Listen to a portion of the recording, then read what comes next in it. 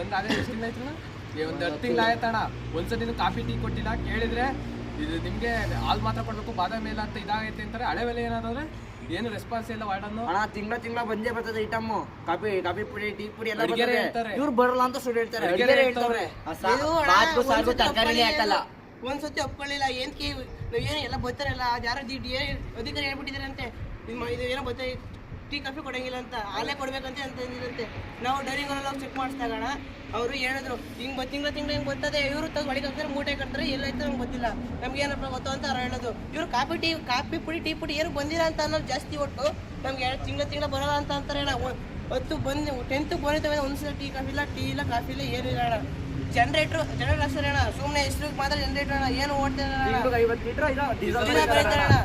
ಅದು ಅಣ್ಣ ಕಟ್ಟಿಂಗ್ ಒಬ್ರಿಗೂ ಮಾಡ್ಸಿಲ್ಲ, 2 ವರ್ಷ ಆಯ್ತೆ. 4 ಜನ ಕಟಿಂಗ್ ಫೋಟೋ ತಗೊಂಡ್ರು ಅಣ್ಣ, ದುಡ್ಡು ಹೊಡೆದ್ರು ಅಣ್ಣ. ನಂದು ಮತ್ತೆ 4 ಜನ ತಗೊಂಡ್ರು ಕಟಿಂಗ್. ಅದು ನಾವು ಸ್ಟೈಲಾಗಿ ಮಾಡ್ಸ್ಕೊಂಡ್ಬಿಟ್ಟು ಕಟಿಂಗ್ ಮಾಡಿಸಿದ್ರು ಅಣ್ಣ. ಅದು ಅಣ್ಣ ಇದು ಮಾಮೂಲಿ 4 ಜನ ಫೋಟೋ ತಗೋದು, ಗ್ರೂಪ್ ಹಾಕೊಳ್ಳೋದು, ಕಟಿಂಗ್ ಮಾಡಿಸಿದ ಹೆಸರು ಅಣ್ಣ. ಹಿಂಗೆ ಮಾಡಿ ಬಿಲ್ ಹಾಕೋದು ಅಣ್ಣ. ಬರೀ ಸ್ಕೂಲ್ ಏದಕ್ಕೂ ಬೇದಿಲ್ಲ ಅಣ್ಣ.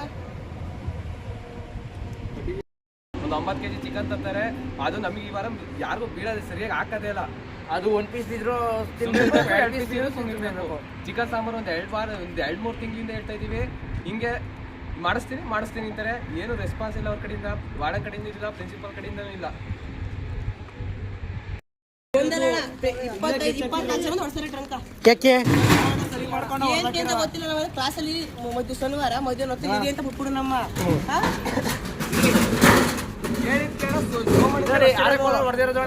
ಸೋಮಣ್ಣ ಹೊಡ್ಸಿರೋದು. ಹೇಳಿಕ್ಕೆ ಪೊಲೀಸರು ಬಂದು ಹೊಡೋರು, ಅವ್ರು ಬಂದು ಹೊರಗಡೆ ನಮ್ಮ ಜನ ಹೊಡೆದಿರೋದು. ಟ್ರಂಕ್ ಕೊಡ್ಸಿರೋದು ಯಾರು? ಏನವ್ರ ಹೆಸರು? ದೀಪಾ ಶೆಟ್ಟಿ.